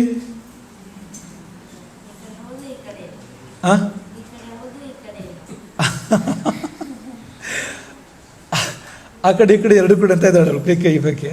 ಹೌದು, ಅವಳು ಒಳ್ಳೆಯವಳು, ಹೌದು. ಆದರೆ ಬುದ್ಧಿ ಕೆಡ್ತು. ಮಂತ್ರ ಹೇಳಿದ ಮಾತು ಕೇಳಿ ಬುದ್ಧಿ ಕೆಟ್ಟೋಯ್ತು. ಕಿವಿ ಹಿತ್ತಾಳೆ, ಮೈಯೆಲ್ಲ ಚಿನ್ನ ಕೈಕೇಯಿದು, ಕಿವಿ ಮಾತ್ರ ಹಿತ್ತಾಳೆ ಕಿವಿ ಅಂತ ಕೇಳಿದ್ದೀರಾ? ಇವ್ರ ಮಾತು ಕೇಳೋರು ಅಂತ. ಮಂತ್ರೆ ಮಾತು ಕೇಳಿ ಕೆಟ್ಟವಳು ಅಂತ. ರಾಮಾದಿವತ್ ವೃತ್ತಿತವ್ಯಂ ನತು ರಾವಣಾದಿವತ್ತು ಅಂದರೆ ರಾಮಾಯಣ ಓದ್ತಾ ನಮಗೇನಾಗುತ್ತೆ ಅಂದರೆ ರಾಮನಂತೆ ಇರಬೇಕು, ಆಂಜನೇಯನಂತೆ ಇರಬೇಕು, ವಿಭೀಷಣನಾಗಿರಬೇಕು, ಸೀತೆ ಥರ ಇರಬೇಕು, ಲಕ್ಷ್ಮಣನ ಥರ ಇರಬೇಕು ಅನ್ಸುತ್ತೆ ಅಲ್ವಾ? ಅದೇ ರಾವಣ ನೋಡಿದಾಗ ಈ ಥರ ಇರಬಾರ್ದು ಅಂತ ಅನ್ಸಲ್ವಾ? ಮಂತಾರೆ ನೋಡಿದಾಗ ಛೆ ಹೀಗಲ್ಲ ಅಂತ ಅನ್ಸಲ್ವಾ? ಅಷ್ಟು ಅನಿಸ್ಬೇಕು ಅಂತ ರಾಮಾಯಣ ಓದ್ಬೇಕು ನಾವು. ಮಕ್ಕಳೇ, ವಿದ್ಯಾಭ್ಯಾಸ ಅಂದರೆ ಜೀವನದಲ್ಲಿ ಸರಿ ಯಾವುದು ತಪ್ಪು ಯಾವುದು ಗೊತ್ತಾಗುವಂಥದ್ದು ಅಷ್ಟೇ. ನೆನ್ಪಿಟ್ಕೊಳ್ಳಿ, ಬದುಕಿನಲ್ಲಿ ಯಾವುದು ಸರಿ ಯಾವುದು ತಪ್ಪು ಅಂತ ಗೊತ್ತಾಗೋದೇ ವಿದ್ಯಾಭ್ಯಾಸ. ಗೊತ್ತಾಗದಿದ್ರೆ ವಿದ್ಯಾಭ್ಯಾಸ ಆಗಿಲ್ಲ ಅವನಿಗೆ.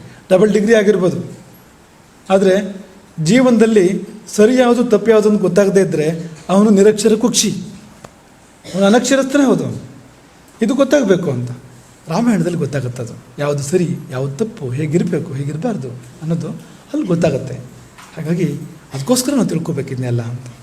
ಆಗಲಿ ಮಕ್ಕಳೇ, ಮುಂದಿನ ವಾರ ಮುಂದಿನ ಭಾಗ ನೋಡೋಣ. ರಾಮನ ಇನ್ನುಳಿದ ವ್ಯಕ್ತಿತ್ವವನ್ನು ಗಮನಿಸೋಣ. ಸುಂದರವಾಗಿರ್ತಕ್ಕಂಥ ವರ್ಣನೆ ಇದೆ ನಾರದರು ಮಾಡಿದ್ದು. ಕೆಲವು ರಾಮನ ಶರೀರದ ವರ್ಣನೆ ಇದೆಯಲ್ಲ, ಅದು ಕೂಡ ತುಂಬ ಸ್ವಾರಸ್ಯಕರವಾಗಿದೆ, ತುಂಬ ಚೆನ್ನಾಗಿದೆ. ನಾವು ಕಂಪೇರ್ ಮಾಡ್ಕೋಬೋದು, ಅದು ಯಾರದಾರ ನೋಡ್ಬೋದು ಇವತ್ತು, ಅಂಥದ್ದು ಕೂಡ ಇದೆ ಅಂತ. ಮುಂದಕ್ಕೆ ನೋಡೋಣ. ಇವತ್ತಿಷ್ಟೇ ಇರಲಿ. ಹರೇ ರಾಮ.